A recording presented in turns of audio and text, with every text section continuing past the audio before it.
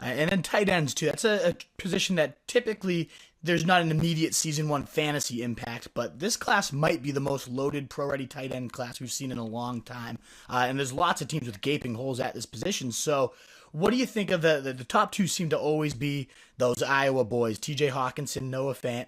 Those are the headliners. Where do you expect these guys to fall? And do you think it's Noah Fant because of the athleticism or just the complete game of Hockenson? Which one's going to have the bigger year one impact? Right now, I still have Fant as my tight end one. That might change next week when I kind of publish my last ones as I get my last few notes, do some more research on the analytical success that these guys have, because that's my big thing that I've got to look at. People breaking down a lot of the analytics with them and kind of pairing it on the film that I've seen. But both these guys are so good. I think last time I had my rankings, both were in the top 12, top 10. I think the NFL is going to like TJ Hockenson a lot more just because he's safer. He's certainly got a higher floor. He's easier to project as an inline guy or a slot guy. Noah Fant's somebody who you're really just going to want to get vertical with.